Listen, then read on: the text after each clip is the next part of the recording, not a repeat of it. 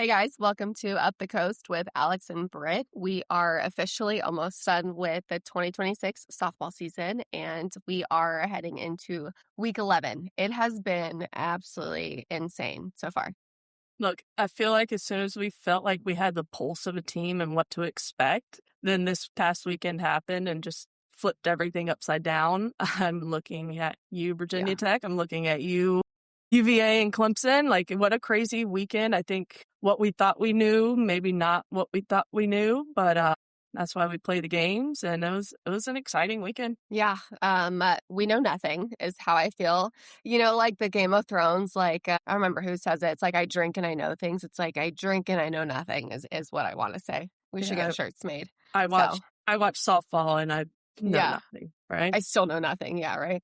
But we'll try and figure it out. We will. We're still on our way. But RPI rankings came out, and we'll get into why we're going to talk more about RPI. But Duke, Florida State, and Stanford are all sitting in the top 16 with RPI. As far as ACC standings go, Duke is still in that top spot based on win percentage and conference play. Florida State's in the 2 spot. Louisville, Stanford, Virginia Tech, Clemson, Virginia are the top 7, if I count that correctly. Just kind of a shift. I feel like this is a true opportunity where we are walking into a tournament and it's anybody's game, anybody's opportunity. Yeah, and the top 4 seeds going into the ACC tournament get that first round bye, which is huge because some of these teams, all of these teams have some resume building to do to lock into a host seed. Duke trying to get sneak into a top 8 seed, Florida State a good top 16 seed. Like, you can build your resume with some good wins if you put yourself in a good place to be successful in that ACC tournament. So, Louisville and Stanford with what they have coming up. Stanford only has one ACC series coming up, and I don't think they should lose another game. They have Cal. Louisville's in a good spot with their upcoming schedule as well.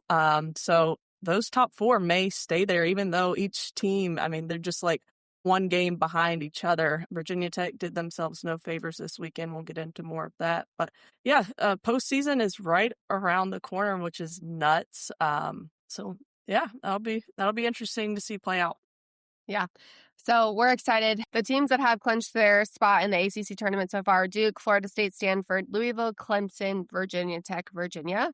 And that's just kind of based on, go ahead. No, I was just going to say it's important because in ACC baseball, every team makes it to the ACC tournament. Not in softball. 3 teams will not be there and their season will be over. And right now, I think Syracuse, Cal, and NC State are those 3 teams that don't look like they're going to be traveling to Charlottesville. Yeah, so crazy stuff. I'd have to look at the standings right in front of me to see like if the math could even math to give them that opportunity headed into this last weekend. But yeah, you never know. So some really big stuff. But let's talk before we get into like specific players, shout outs, teams, all the things. We listened to one of the podcasts that our good friend Eric Lopez does, and with D1 softball, called In the Circle. And he got to speak with the committee chair about the selection process and just kind of like a deeper dive, I guess. Do you want to just talk? The people can go listen to it if they want, like the full scope, but just initial thought from it. Yeah, I was really excited to hear this because all season long we're talking about, hey, the committee is going to be able to use DSR. They're going to be able to use KPI and not just RPI when they make their selections. And so when you're trying to look and see where teams are going to end up, you're going to use all this information now. And it sounded like to me that they're going to still be heavy RPI. And she said that unless there's like a big discrepancy from RPI, DSR, KPI, then they'll dive into the team sheets more, dive into that team more. But it just looks like, looking at RPI again is going to be a big thing. And that I didn't love that too much. And another thing I didn't love too much is it was a big deal this year that they're going to rank 1 through 32 teams. Like, that's huge. Like, we're going to put that 2 seed where they deserve. The 32 is going to go to 1 and 17 is going to go to 16. And we'll be able to see how they ranked them. And she explicitly said that no one will know who 17 through 32 are. But you can, if you're intuitive, you can kind of see. I'm like, what? No, that's not what we're supposed to be doing here. Like, if you're going to rank 17 through 32, I feel like they should be ranked 17 through 32, not just like we've done every year. Because I hope in the past there was some sort of ranking. through 17 through 32, but we just didn't see it. But no, it seems like it's going to be much of the same as it has before, but they're just saying they're ranking these teams, and that geography is still going to come into play with those. I don't know. I wasn't thrilled. It was a very good conversation to listen to and enlightening, but I don't think it was enlightening in the way I was expecting it to. I agree. I also think it's the reality, like nobody expects something new to be implemented and it for it to be fully perfect, right? Like we knew that there were going to be some areas of improvement that, of course, we can all have opinions, right? But looking at how it's, at least again, from this scope, from this point in time, how it's going to be addressed and handled, a little concerning still. Not my favorite. To your point, it's like, thought we were maybe legitimately going to get a 1 through 32 ranking more so. But yeah, 17 through 32 is still up in the air. Like, what does that even mean? Because like you said, there are still things in factor of proximity and just all these things. I don't remember. I should have taken notes as they were talking. It wasn't like the automatic assumption that like one of the seeds was going to be placed at like one of the locations. Like, so if you're ranked 1 through 16, it wasn't like automatic that 19 would be going to whatever number plays with that. You know what I mean? Which to me, it was like, well, why not? Isn't that the point? Because again, like 1 and 16 line up. So I don't know. It just makes sense. You feel like, right? Yeah, totally. And I get the whole, you don't want to have 2 ACC teams. You can't have 2 ACC teams in the same region, 2 SEC teams in the same region. That's fine. Like if you have to rank them that way, like we understand, like you can't, if they match up, that can't happen. So you have to make a little bit of an adjustment there. But I don't know. I was really hyped up again at the beginning of the year when they said they were going to rank 1 through 32, but now I'm not as hyped. But yeah, I would love to come back to that at some point and not in our episodes, but like you and I, maybe personally with that conversation about conferences aligning in regionals. I don't know that I love it either. And I know it's part of like the bylaws and everything of NCAA softball, but like if it's how it plays out, it's almost how it plays out in my opinion. But I need to think more about it before I have an actual opinion. Fair. That's just kind of like off the cuff because it's like, well, so you're going to position people just to avoid that? Again, I know it's the rules, but interesting. So, all right. Let's get off our Shall we actually? Yeah, we're on our soapbox here. I was like, I want to get this within a certain amount of time, and here I am rambling. So you want to start with UNC at Florida State? Yeah. All right. So kick us off. It was our 2 schools going against each other. Florida State hosting UNC after the first time being swept last weekend since 2011. Hate to bring that back up, but it happened. So my big thing was, how was Florida State going to respond? Like, how are they going to come out? Are they going to be tight? Are they going to feel the additional pressure? Like, a lot of things happen when your team loses. Like, the things start to kind of be magnified. Like, little things that bother you don't really bother you when you're winning, but when you have consecutive losses in the middle or towards the end of conference play, people kind of get unhappy and things start to come to a head. But I thought they came out and played as free and as comfortable as they had been prior to that sweep. Yeah, I agree. I think that in a lot of ways picked up where maybe they were lacking, at least offensively, scored a good amount of runs, just like put the pressure on. And I think that one of the questions all season has been UNC pitching. How deep are they? How far can they go? I mean, like, Kendall Frost come and get the start in game 1 on Friday, and it's hard. She went 6 batters and only recorded 1 out, but that's also a testament to the Florida State offense and the adjustments they make hitter to hitter, one time through the lineup, whatever it is. Some of the big swings were Bella Ruggiero, Issa Torres, Kennedy Harp, Jazzy Francic, I thought looked better. So those were the hitters. Francic better in the circle. And then Reagan Jennings for UNC did swing a good bat. But yeah, to me, the question for UNC right now is pitching. Also, for a lot of teams, it's pitching. So nothing new, I think, there. But yeah they scored a lot. So they did score a lot. I thought Issa Torres had another home run to lead off a game. That's the 5th time this season that she had a leadoff home run. I mean, she's still rolling. She is currently sitting tied, I believe, with the NCAA single season batting average at, I think it was 589, 586, something like that, which is insane. That record was set back in 1994, and she's just knocking at the door with it. And it's kind of crazy that earlier, I think game 1, she went 2 for 4 and her average dropped. So she has to go 2 for 3 or 3 for 4 every game. But UNC stopped pitching to her pretty much, but she still found a way to raise her batting average, and she's sitting right there. For UNC, Emily Legette hit another bomb, tied the single season career record for UNC. Also, that swing also tied their team single season home run record. So North Carolina's swinging the bats well. They just sometimes it's hard to score 9-10 runs every game. But I thought Florida State looked good. You mentioned Jazzy.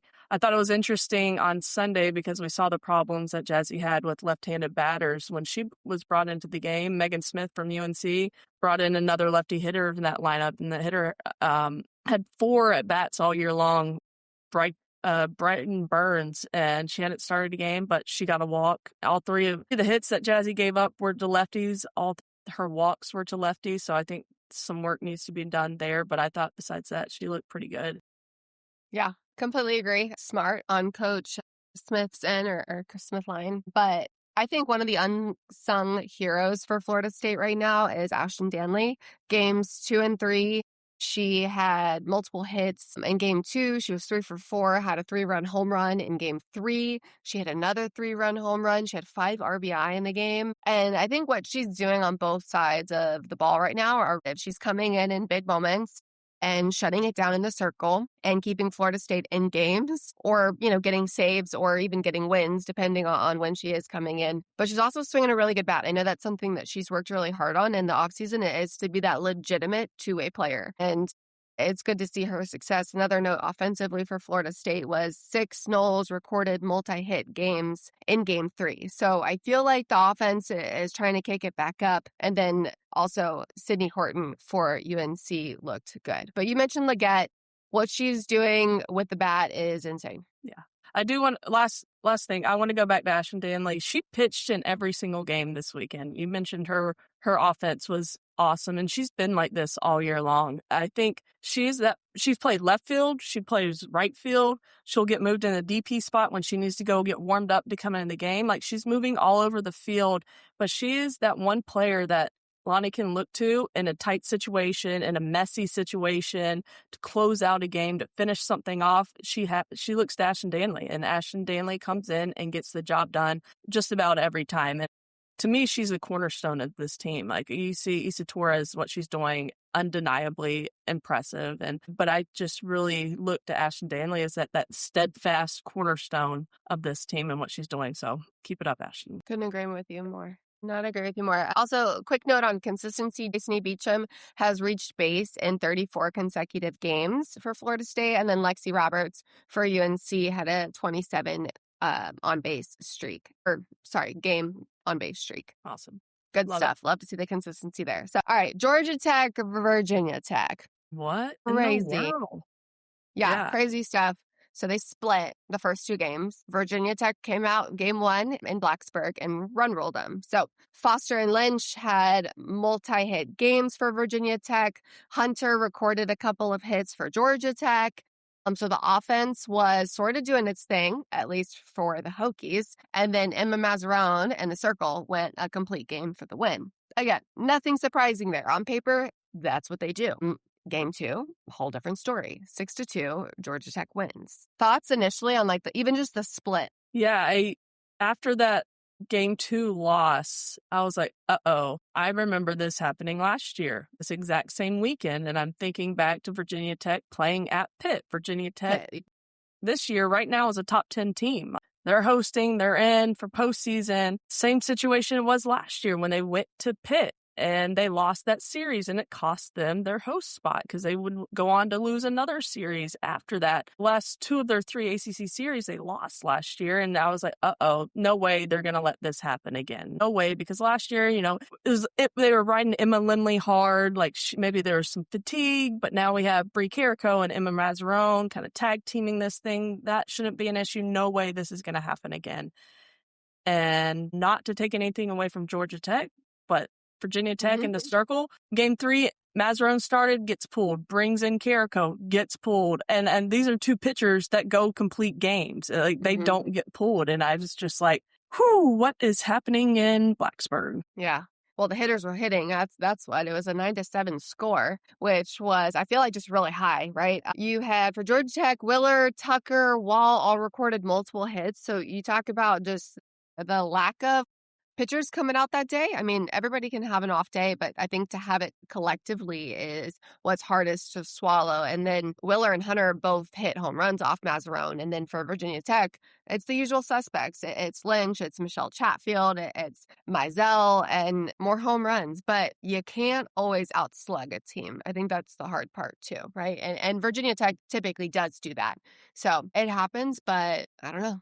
It really affects a lot, I think, for them right now. I loved what I saw from Georgia Tech. They were playing like their season was on the line, because it is. I mean, it is, yes. They're on the bubble, on the wrong side of the bubble. Like the games they lost last week to South Dakota State and Iowa, not good. Not good to happen. Like that put them on the out of the postseason. And then to come into Virginia Tech, get run ruled in game 1, and then come out with your hair on fire games 2 and 3. The way they were swinging the bats were confident, aggressive, like all out, like everything on the line here. And it was. And they have put themselves in a better situation with their resume for postseason, because this team has been so close all year long. And we've talked about all the one-run games they've lost and the games where they blew leads late. But they could have been so close, but they needed this series, and they played like it. And good for Georgia Tech. Not so good for Virginia Tech. Yeah, and for Georgia Tech, they had not won a series against Virginia Tech in Blacksburg since 2011, and this was their highest-ranked series win in program history. Pretty insane. And you know who has Georgia Tech this next weekend? Florida State. It's big. It's really big, because this is a Georgia Tech team that is rolling, and Florida State needs a sweep, in my opinion. Yes. Because of their, hosting, I guess, being in question. Yeah. And Georgia Tech still is, if they play like they play with their seasons on the line, that's going to be tough. I guess my question for you, big picture thought, do you take more away from this series that Virginia Tech blew it, or that Georgia Tech took it away? I think that Georgia Tech has been good all season. I don't know that their numbers really show that, or I guess their record, because like you said, there was at one point, I don't remember, it was way earlier, but it was like 5 of their 6 losses were like 1-run games. So they were right there. So I don't think it's been a matter of Georgia Tech having the potential. I think they've always just had the potential. I think they didn't have the clutchness when people were on base. So I think this is more of a Virginia Tech possibly blowing a big opportunity, but against a good Georgia Tech team. You know what I mean? I'm not surprised that Georgia Tech played as well as they did. I think I'm disappointed because I wanted to see Virginia Tech get that top spot and be a host. So I think I'm more disappointed in that. Yeah. We knew Georgia Tech's a good team. They just haven't showed up every weekend. And then when they put it together, that's what they can do. I agree. All right. UVA went down to Clemson. UVA coming off of that loss, 2 out of 3 games to Virginia Tech last weekend, and Clemson coming off of a loss at Pitt, but ended up taking the series. What did you like from this? Because Clemson swept UVA, and neither one of us thought that would happen. Yeah, I think I stay confused on Clemson. I'm still confused. Been confused, still confused, will be confused. Yeah, I don't even know that I have much. I'm just in disbelief. I'm are you guys good and going to show us a run? I know you're good, but can you put it together, right? And they haven't against teams that they should have, and then they have against teams that they shouldn't have, the way that they did, right? Again, on paper, I feel like these teams are pretty comparable. I just feel like UVA has been playing so well this season, so I don't think either of us would have, I know we didn't predict a sweep, but I think I would have been genuinely surprised if I had been, a future teller and knowing that this was how it was going to play out. I think I put on the notes, this is huge, but also WTF. Right. I guess for me, I look back after they lost that game to Pitt, they shook up the lineup a little bit. Julia Noller got benched. She hasn't come back, but we've seen a lot more of Macy Cintron. She's been the key, yeah. Yeah. In the circle, she's been able to help out, especially game 2. Abby Dunning got the start, then they brought in Cintron, and they both did really well. Abby Dunning wasn't asked to try and go 7 innings. I feel like if you tell her, I need 3 solid innings from you, she can do that, and that's where she performs her best, and that's what she did. And I also think being in the circle is helping Macy in the box too, because she's starting to swing the bat well. And I think two-way players sometimes need to be in both to, feel their best, their confidence. I think the confidence she's gaining from the circle is showing up in the box, and she's been swinging the bat a lot better. And I think up and down the lineup, Pipkin's coming in, she's swinging a good bat now. But I think we haven't seen consistency from Clemson. That's why we've been so confused. Like, they would beat Mississippi State or lose to Mississippi State, then beat them. And they would, it's just been back and forth. Mm-hmm. Like, they beat South Carolina earlier this year, then just dropped one midweek to them. Like, what team's going to show up? And they put a good team together for 3 games, which was, to me, the first time I've seen that this season against a really good Virginia team. And I was impressed at how they went through their bullpen. Like, Virginia's pitchers are good. And whoever they threw out there, it seemed like Clemson was hitting the ball hard. Could not agree with you more. I think, in summary, Macy Cintron is the difference right now for Clemson. She did end up recording. You're right about obviously the innings that she pitched. She did come in games 2 and 3, and she actually got the win in both of those games. So picked up 2 wins, able to eat innings for Sierra Manis. That's big. It's just a big team effort right now, and collectively playing very well together. Again, like, they've got the pieces. I just feel like everything was kind of so segmented in the past. It was like, if they were hitting, they weren't doing other things well. If they weren't hitting, they were doing other things well. So it was just a tough break. I do think it's been the usual suspects, though, for Clemson, like Jamison Brockenbrough, Kylie Chanel, obviously now Macy Cintron, Marion Collins, like Sarah Bro, like all these people that we've talked about throughout their career so far. And it's like, okay, here you are again. Taylor Pipkins did well, and just all the people, all the things that we've been missing. I'm glad you mentioned Sarah Bro, because I think coming into the past 2 weeks, she had like 1 home run on the season, and she's hit like 6 in the past couple weeks. Like, she has some major power. Freshman, great third baseman. Really like her. That left side of the infield with Bro and Chanel, really good for Clemson. But on the other side for UVA, a couple good things. They got Bella Cabral back, and she had a good weekend. She was, swinging the bat well, coming back from injury. Still missing one of their starters to injury, Cassidy Hudson, I believe. I'm hopeful to get her back next week. But Virginia's still a postseason team. Clemson's still a postseason team, just more about seeding and where they're going to line up in the ACC tournament, because, again, having a good resume and quality wins there will help. I do think not having a full Eden Bigham is hard. Yeah. I think it's tough. For sure. But I love what I see from their other pitchers, too. I agree. I just would like her to. Fair. We'll I just want my cake and to eat it, too, There we go. So. All right. How about what Duke did midweek against Tennessee? Insane. 3 runs, 5 pitches into the game against Carlin Pickens. I didn't see that coming. Yeah, Jess Oakland. I think it was the first pitch of her at bat. What's it called?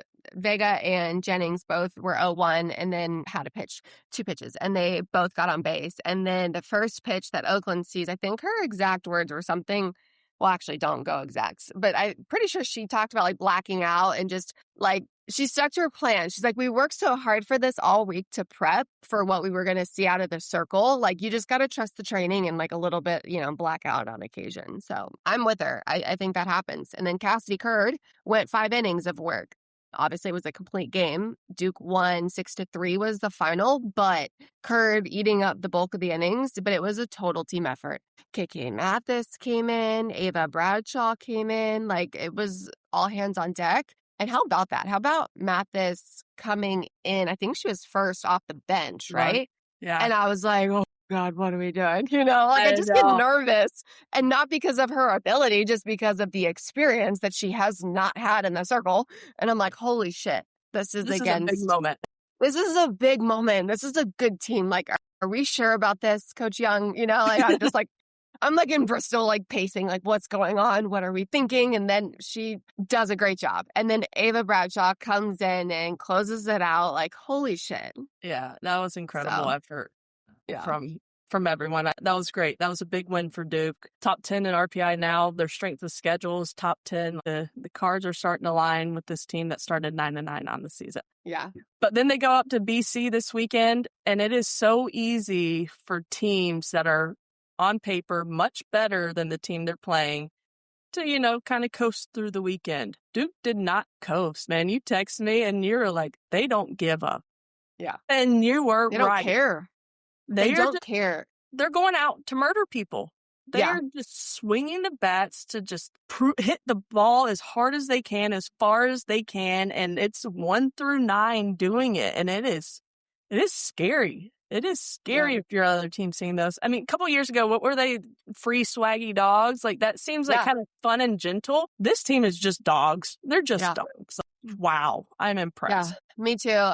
And to put it into perspective about like the offense, right? Like they run ruled 2 out of the 3 games, and then the one like this weekend, and then the other one that they didn't get the run rule, they still won 12-2. It was just they were up 7 going into the last inning, and then they scored a few more. So insane numbers. What they're doing collectively is insane. It's almost like again, I'm a huge Jada Baker fan. She's not even like playing, and it's hard. Like that's just a sign of the depth that this team has, because I think Jada Baker is amazing as a person, as a player. She's been rock solid defensively, and it's like, damn, like they're really good when somebody that quality all around isn't a starter every day anymore. For the big bats, it's Layla Lamar, Tyrena Jones, Gabriella Shattuck, KK Mathis, Jess Oakland, Amina Vega, Deanna Jennings. Like, who isn't it, I think, at this point? And that is the question. Yeah, I agree. It's just fun.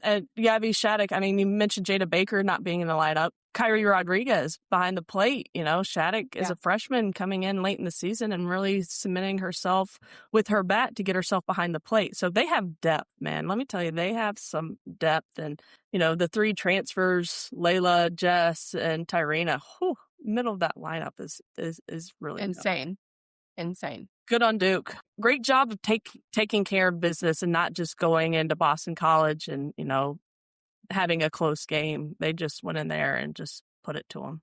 And I know in that win against Tennessee, I know we talked Cassidy Kurt going 5 innings. We talked KK Mathis, Ava Bradshaw, but also Lottie Hawkes got time this weekend. Mallory Wheeler got time in the circle this weekend. So again, even though they may not be throwing as frequently, their ability to come in and provide support, do a good job, like that is really, I think, going to help them through postseason. For sure. Hey, tell me about the home runs, the champagne. Yeah, okay. So I had so much fun with this. I'm not a video game girly, but like I know enough because my boyfriend plays video games, and they all are like on this Fortnite kick. And also I'll have to look at like what it is, but Coach Young even like chimed in on Instagram, like basically saying that Duke for the last few years has been about Fortnite, but these girls are just now getting like on the kick, but like the veterans had done it prior. So it's fun. But part of Fortnite is there's like a champagne celebration, and that's what their home run celebration is they like decorated this water bottle and like bejeweled it. And they're doing like the Fortnite celly, like when they're like popping the champagne and like letting it explode into some, like it's amazing. And I asked if they won an ACC tournament, if they were going to have a champagne celebration. Yeah. Well, who wouldn't want to hit a home run if you come around and you get a champagne celly? Are you kidding me? It's like, so funny. Right. They're having fun. They're having fun. And they want a champagne shower after. Right. I want a champagne shower. So they're swinging for the fences. Right. I love it. All right. Louisville took care of Pitt in a big way. Yeah. Just like Duke handled business like they're supposed to. Louisville is just quietly the 3rd best team in the ACC. I mean, 2 games back from Florida State. They're just doing great things, and they're playing a different style ball than anybody else is in the ACC or really in the top teams in the country. They're playing small ball. They're singling teams to death. They're stealing bases. They lead the nation in stolen base. Chelsea Mack leads the nation in stolen bases. Like, that girl is legit. She is fast. She can hit it right to you, and she's going to be standing on first base. Like, if you have to even move an inch, you're not going to get her. And then Free Destinies went off, I think 5 for 5 in game 3. Like, this is a Louisville team that didn't make the ACC tournament 2 years ago. This is a team that was out in the first round last year in the ACC tournament. Now they're going in, and it looks like they're going to have a bye in the first round. Like, great job with Holly April and this team to really buy into who they are. When everybody else is hitting 100 home runs, they're stealing 100 bases. I love it.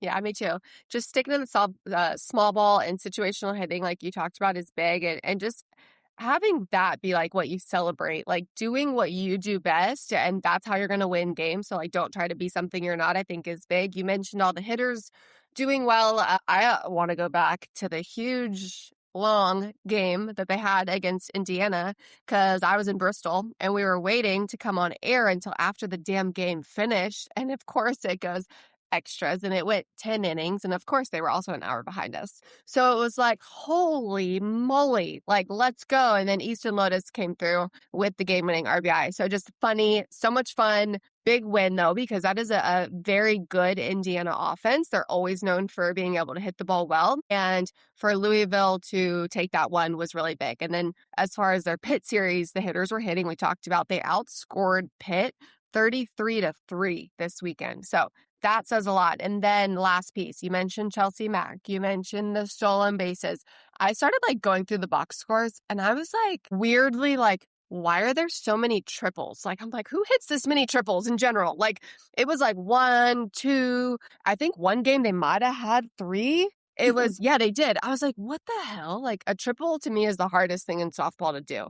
And then I go looking it up because now I'm like, bought in. And Louisville leads the country in triples. Like, that's pretty good. That's legit. Yeah. So they have 25 triples. A triple is, again, the hardest thing, in my opinion, to get in the game of softball. But then I found out we actually have 3 teams in the ACC in the top 10 in the country in triples. Florida State is 7th with 20, and Stanford is tied for 10th with 18. So, like, we can freaking run. Put pressure on defense. Like, I had no idea to see the style of play that these teams play against these teams that just rely on the long ball. Like, the defense, are they going to be surprised when they're getting singled to death, when they're dropping bunts? And so I love it. I love the style of ball they're playing, and they're winning games, and it's like a complete turnaround for this team. I love it for them. Yeah, me too. All right. Lastly, Stanford took care of business against NC State. There was no real letdown after that sweep of Florida State. They didn't come off that high and crash and burn. They're still healthy. I think a couple of the games a little bit closer than I expected, but it's still a win in the books, and they only have one ACC series left. In the circle, Zoe and Alyssa still throwing the ball well. At the plate, Taryn Kern. And between her and Issa Torres leading off games with bombs, like, it's so much fun to see as a tone-setting moment. Like, they're just not little speedy girls. I mean, they're fast, but top of the lineup, they can just take the game from the first pitch, and that's fun. Yep. Pack a punch. They're a fun team to watch right now, just continuing to like figure themselves out, but not in a way that's like discovery, like we're going to lose games in the process. Like, they're still figuring out what it is that they do really well, and they're winning. So one thing for Stanford, though, we mentioned at the top that they're number 16 in the RPI. So that's top 16. They have a really good shot at hosting, and everybody left on their schedule. They have Cal, really high RPI, couple out of conference games that nothing on this schedule can help them. It can only hurt them. So they have got to lock in, take care of business if they want to be considered for that host spots. Nothing that they can't do, but they have to lock in and take care of business the rest of the way. Yeah, I agree. All right. So should we get into our favorite segment, my favorite segment? All right, BS or no BS with AP. Gonna ask you some things I saw on the internet or came up with in my head. The first one, it is cool to schedule a 100-plus RPI team at the end of the season to try and ensure your team is above 500 going into your conference tournament. BS or no BS? Is that cool? Yeah.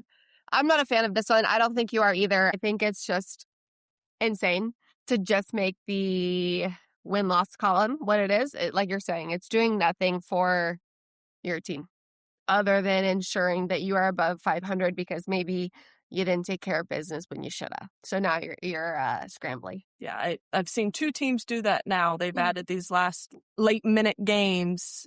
And to me, if you're just one game above 500 and barely eligible, I don't care what conference you play in. Like, why are we getting into the tournament just because we're over 500? But yeah, maybe that's an NFCA conversation to be had. Like, when can you add games? There should be a cutoff. Yeah. And it should be because you missed some, like certain ones got canceled. Out. Yeah, and you should be able to add games in the month of April or something like that. Yeah. But we'll let the smarter people at top deal with that. Hopefully they do. BS, no BS. The teams that go furthest in the postseason are the ones that have the most depth in the circle. No BS. I think in what is right now a hitter's game, pitching is everything. And I think that not dominant pitching, because I don't think you're not gonna consistently have overpowering pitching. You might have really good outings, yes. It's a hitter's game, and you need a couple arms that you can rely on in big moments. It is. This is a conversation for another day, but the fact that we have players hitting the ball in a game over 300 feet with an exit velocity over 80, like Insane. something's going on. Something's not right. All these home run records getting broken this year, like something's changed in the ball, the bat. I don't know. I don't like it though. I don't like it. But yeah, I agree. You've got to have arms. You've got to have arms. And we've seen with Macy Cintron and Clemson, like her ability to come into the games and throw has started to make a really big difference for them late in the season. All right. Last one, BS or no BS. Being ranked number 1 is a curse. I'm going to go no BS. It is a curse. Because I was like thinking the other day, I was like looking at all the rankings, and I think it's the best kind of curse. There is the most parity. We always use the word parity. There's the most equality in the sport. It's the most even playing field that I've seen in my whole life, I think. Mm-hmm.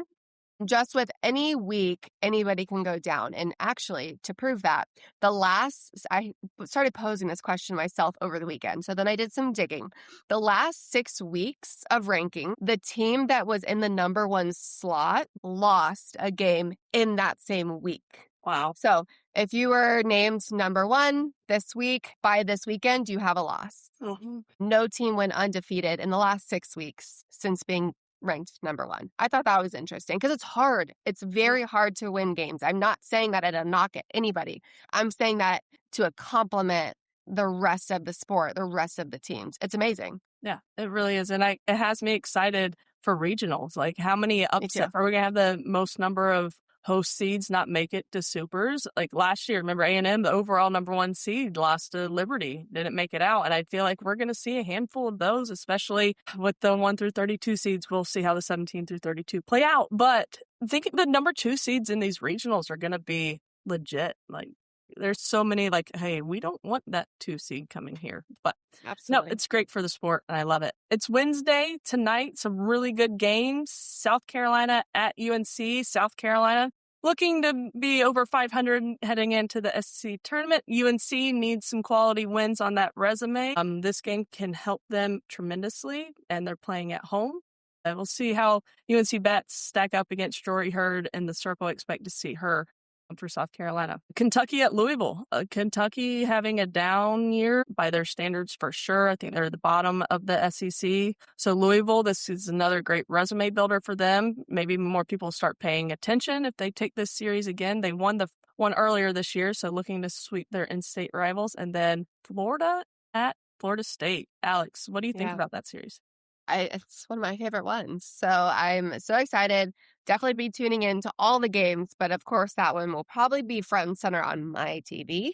And then I'll have the other 2 on the other screens. But I'm excited. I think it is. It's a huge opportunity. It's like if Florida State, if they could get 1 win, great. If they could win both, huge. It will definitely help them.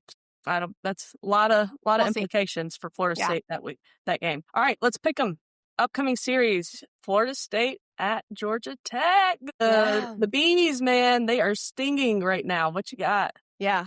I'm going to go Florida State takes the series, but they're not going to sweep. Georgia Tech's going to sneak one in there, and I think they're going to be close games. Yeah, I think Florida State's defense, which is unbelievable this year, is going to have to play really well because not only did Georgia Tech hit the gaps in a long ball in games 2 and 3, they were able to put some pressure on Virginia Tech's defense, who is number 2 in the ACC, really good defense, and made Jordan Lynch bobble a couple balls at third. Like they put pressure on the infield, so that'll be interesting. But I agree. I think Florida State, both these teams are playing for a lot too, so I think it's going to be an awesome series. But I agree. I think Florida State takes 2 of 3, but one of those games is going to be really close. Next, UNC going to Virginia Tech. What you got? I'm going to say Virginia Tech gets the series. I am going to say UNC is going to get 1 again. I hope to see the hitters are hitting. I think both of those parks are hitters' parks, but I would love to see Legette break the record this weekend in Blacksburg. definitely ball be flies. record watching there. I think we'll see a lot of home runs in this series. I mean, should we do an over under? Like it's going to be, the ball is going to be flying. Will Mazzarone and Carrico be able to come back after getting roughed up for the first time all season in back-to-back games? So, do you want to do over under runs or home runs? Let's do runs scored, total runs scored. Yeah. Over under, say 30.5 runs. Okay, I was thinking 32. I like 30 as well, so that's perfect. Okay, I'm gonna go over. I'm gonna go over too. Okay. I mean, that's average 10 runs a game. Yeah. I think we'll see some 7-5 games, maybe a 14-9 game. I don't know, but there's going to be a lot of runs. All right, NC State at UVA. Need a turnaround for the Cavs. Yeah, Virginia needs a good feeling going into the tournament. I think Virginia is going to go for the sweep. Yep, I think so too. At home, getting ready, Virginia sweep, NC State. Clemson at Duke. Duke swinging the bat so good. Clemson maybe putting some things together for more consistent performance. Yeah. And it's in Durham. What you got? This is hard for me. I'm going to go Duke wins, but I think Clemson could sneak a game with how well they've been playing. Otherwise, I would say Duke sweep just because they're insane right now. But I think Clemson's going to be a little chippy. I think Clemson has more to prove to me that they can do it on a consistent basis. So I'm going Duke sweep. Okay, let's go. Duke sweep. All right. Lastly, Stanford at Cal. Asterisks. They're going to be playing at Stanford, but Cal is going to be the home team because their stadium's under construction. So when you watch that game and you see Cal on the bottom of the score bug, but they're at Stanford, that's why. So Cal will be the home team at Stanford's new beautiful stadium. So who you got? I'm going to go Stanford sweep. Yeah, it's a rivalry series. They set the all-time attendance record, remember, last year in the football stadium. And Cal came out and kind of surprised us last year. But yeah, I think Stanford, like I said, they have everything to lose with the games coming up with their hosting situation. So they need a sweep, and I think they're smart enough to know that. So they're not going to take anything lightly. So yeah, I'm going Stanford sweep as well. All right. Well, tune back great in games next coming week. up. We're winding down. I know, crazy. All right. Thanks for watching. As always, leave us your questions, comments, concerns, whatever you got. We're here. Subscribe, like. Oh, yeah, that's it. Later. Bye.